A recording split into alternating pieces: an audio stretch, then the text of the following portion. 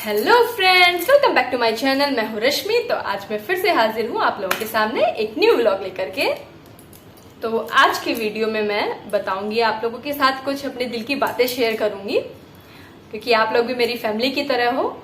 तो कुछ चीजें हैं जो मैं आप लोगों के साथ शेयर करना चाहती हूँ। और जैसा कि आप लोगों को पता है कि मैं कुछ दिन पहले दिल्ली गई हुई थी अपनी दीदी के घर पे। तो मेरी दीदी की एनिवर्सरी थी, तो उसी के बारे में कुछ बात करना चाहूंगी आप लोगों से। तो जैसा कि कुछ दिन पहले मैं करीब लॉकडाउन लगा हुआ था यहाँ पर। तो जिस दिन लॉकडाउन खुला है उसके एक दिन बाद हम लोग दिल्ली गए हुए थे। तो करीबन 3 तारीख को लॉकडाउन खुला था और 4 को हम लोग मॉर्निंग में निकले थे। अपनी खुद की कार से गए थे, अपने भाई की कार से दिल्ली गए हुए थे। तो हम गए थे, मेरा भाई और भाभी, मम्मी, पापा और मेरे हस्बैंड और बच्चे, हम लोगों के हम सब लोग अपनी कार से गए हुए थे। तो हम लोग करीबन 10 डेज वहाँ पर रुक के आए और 14 को हम लोग रिटर्न आ गए थे। तो जब हम लोग दिल्ली गए हैं तो उस समय तो दिल्ली बंद था, दिल्ली खुला हुआ नहीं था क्योंकि लॉकडाउन लगा हुआ था वहाँ। लेकिन 6 या 7 से दिल्ली ओपन होने वाला था। तो 6 या 7 से दिल्ली की कुछ मार्केट वगैरह खुल गई थी। तो अब आप लोग सोच रहे होंगे कि इस समय में दिल्ली जाना क्या सेफ था। लेकिन अभी जब इसके पहले जब सेकेंड लहर आई थी कोविड की, तो इतनी ज़्यादा बुरी थी कि एक्सप्लेन भी नहीं कर सकते हम लोग, कि इतना ज़्यादा घबरा गए थे।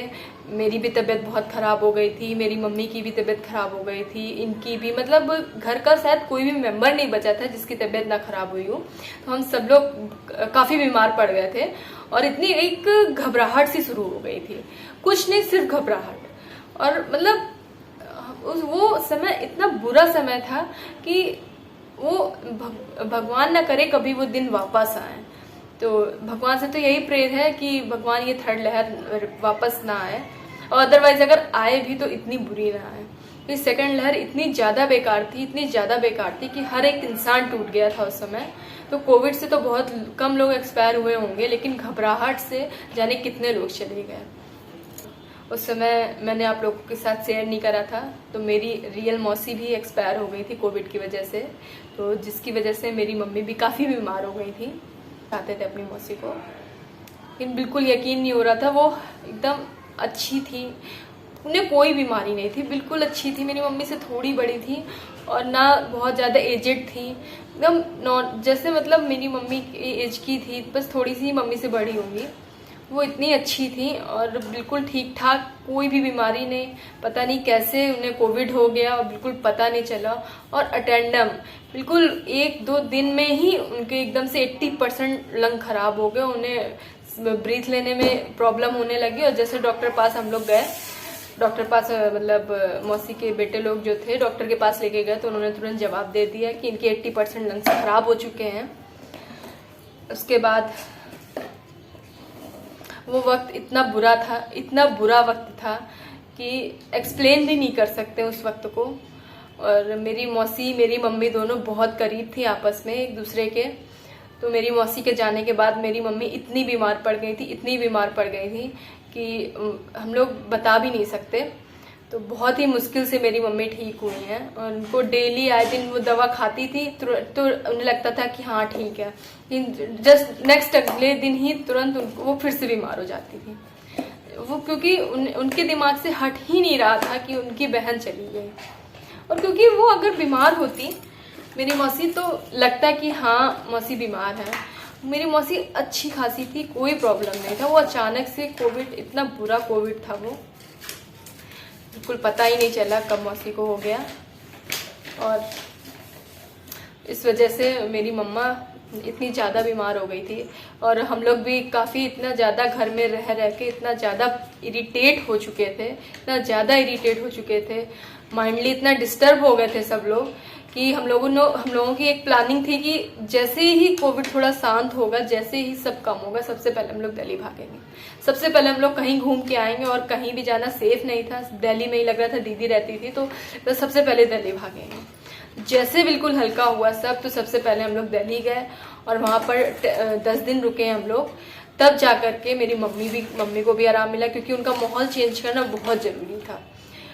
क्योंकि वो एक ही माहौल में रह के और सुन सुन के वो इतना ज़्यादा बीमार हो चुकी थी, तो जिसकी वजह से उनका माहौल चेंज करना, डॉक्टर ने भी बोला था कि उनका माहौल चेंज करना बहुत ज़रूरी है। लेकिन उस समय ऐसा समय था कि कहीं ले भी नहीं जा सकते थे, तो इस वजह से। लेकिन जैसे ही सब थोड़ा शांत हुआ, नॉर्मल हुआ, लॉकडाउन खुला, वैसे ही नेक्स्ट डे ही हम लोग दिल्ली के लिए निकल गए थे।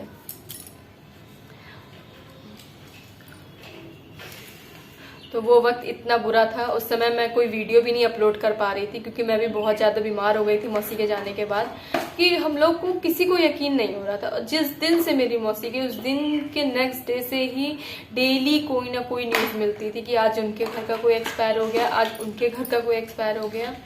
तो इतने ज़्यादा दिन खराब जाते थे कि इतना ज़्यादा बुरा लगता था। और हल्की सी भी खांसी होती थी या हल्का सा भी गले में खराश होता था तो यही लगता था कि ऐसा तो नहीं कि कहीं मुझे कोरोना हो गया। तो मतलब वो दिन इतना बेकार था कि भगवान करे ना कभी वो दिन वापस आए। तो बस जैसे ही सब ठीक हुआ, थोड़ा नॉर्मल हुआ, तो हम लोग अपना अपना माइंड थोड़ा चेंज करने के लिए माहौल हम लोग दिल्ली चले गए थे दीदी के घर।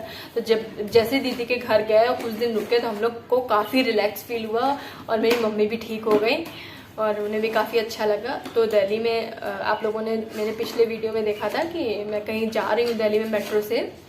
तो उस दिन मैं अपनी मौसी की बेटी के घर गई थी। मेरी मौसी की जो बेटी है वो वहीं पे ही रहती हैं, दीदी। तो दीदी वहीं पर ही रहती हैं, दिल्ली में ही, पास में ही। तो हम लोग मेट्रो से उनके ही पास गए थे। और तो जाना भी बहुत ज़रूरी था, क्योंकि मौसी के जाने के बाद हम लोग उनसे मिले भी नहीं थे, तो इस वजह से हम लोग वहीं पे गए हुए थे। तो बस, तो ये तो फिर इसके बाद जब हम लोग गए हैं तो तब जा कर के हम लोग को थोड़ा सा रिलैक्स लगा। और लेकिन बुरा तो लग ही रहा था कि मेरी मौसी एक्सपायर हो गई थी और हम लोग काफ़ी करीब थे उनके। हम लोग को खास कर अपनी मौसी के हाथ का खाना इतना पसंद था। मेरी मौसी इतना टेस्टी खाना बनाती थी कि हम लोग जब भी घर जाते थे तो घर से खाना खा के जाते ही नहीं थे, क्योंकि हम लोग वहाँ जाते ही मौसी को पता होता था ये लोग आते ही खाना खाएंगी, और घर से खा के नहीं जाते थे, क्योंकि उनके हाथ का खाना बहुत अच्छा लगता था हम लोगों को। तो हम लोगों को बिल्कुल यकीन नहीं होता। और आज भी अगर हम लोग शाम को रात में कभी सोच लेते हैं तो दिमाग से बात जाती नहीं है कि ऐसे कैसे हो गया उनको कुछ। तो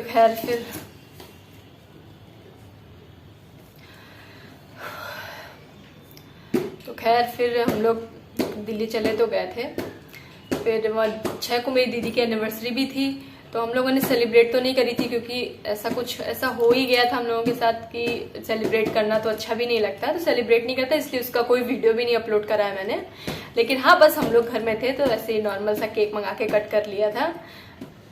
और मेरी दीदी जिया जी की एनिवर्सरी के दिन मैंने उन्हें कुछ खास गिफ्ट तो नहीं दिया, हाँ दिया गिफ्ट, लेकिन कुछ खास नहीं।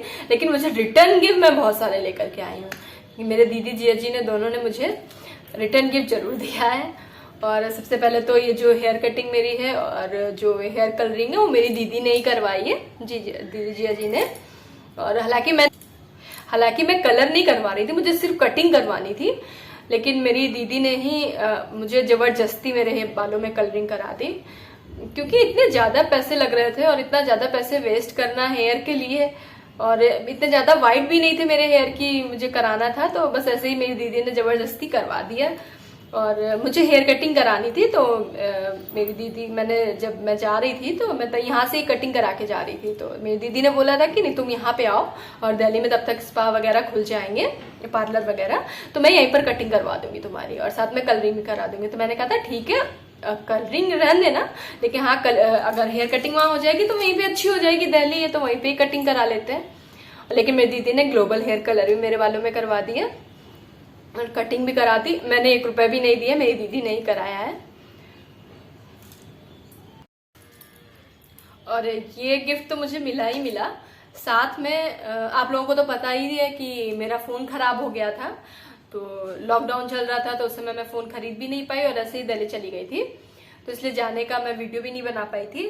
लेकिन वहां पर मुझे मेरी दीदी जिया जी ने मुझे फोन गिफ्ट करा, और ये फोन मुझे मेरी दीदी ने दिया है, जिया जी ने। Note 10, रेडमी का Note 10 है फोन, और काफी अच्छा फोन है। इसी फोन से मैं वीडियो बना रही हूँ इस समय। तो ये फोन मेरी दीदी जिया जी ने मुझे दिया, और मतलब क्या कहूँ अब, मैंने तो उन्हें कुछ खास नहीं दिया, लेकिन हाँ उन्होंने रिटर्न गिफ्ट में मुझे बहुत कुछ दे दिया। तो बस आप लोग भी बताइएगा कि आप लोगों के दीदी जिया जी भी ऐसे हैं क्या, किस किस के दीदी जिया जी गिफ्ट देते हैं। वैसे मैं इकलौती साली हूँ अपने जिया जी की, तो मुझे कुछ ना कुछ देते ही रहते हैं। और बहुत काफ़ी मतलब मैं आप लोगों को पहले बता ही चुकी हूँ कि मेरे जिया जी काफ़ी अच्छे हैं। वैसे आप लोग ये भी जानते हैं कि सिर्फ दीदी के करने से कुछ नहीं होता। अगर जिया जी ना अच्छे हों तो दीदी के करने से कुछ नहीं होता। लेकिन मेरी दीदी से ज़्यादा मेरे जिया जी अच्छे हैं। एक बार मेरी दीदी चूक जाएगी, लेकिन मेरे जिया जी इन सब चीज़ों में कभी पीछे नहीं हटते हैं और मुझे कुछ ना कुछ देते ही रहते हैं। और काफ़ी हेल्पफुल भी हैं मेरे जिया जी और बहुत अच्छे हैं। मैं आप लोगों को बता ही चुकी हूँ कि उनका नेचर बहुत ही अच्छा है। और आप लोगों को पता ही है कि मेरी दीदी की लव मैरिज है और मेरी भी लव मैरिज है, मेरे भाई की भी लव मैरिज है। तो ये स्टोरी मैं आप लोगों के साथ ज़रूर शेयर करूँगी कि किस तरह से मेरी लव मैरिज हुई, हम तीनों की लव मैरिज हुई। और मेरे पापा बहुत स्ट्रिक्ट हैं, उसके बावजूद हम लोग ने लव मैरिज करी। तो बहुत जल्दी मैं आप लोगों के साथ शेयर करूँगी। मुझे नहीं हालांकि अपने जिया जी की जितनी भी तारीफ की जाए कम ही है। तो मैं बस इतना ही कहना चाहूँगी कि he is a great man. वो बहुत ही अच्छे पर्सन है और दीदी भी मेरी बहुत अच्छी है। तो बस दिल्ली से मैं हेयर कटिंग करा के आई थी, कलरिंग करा के आई थी और ये फ़ोन भी मुझे मिला था। और उसके बाद फिर हम लोग यहाँ पर इतना सब लेके मैं कानपुर वापस आ गई थी।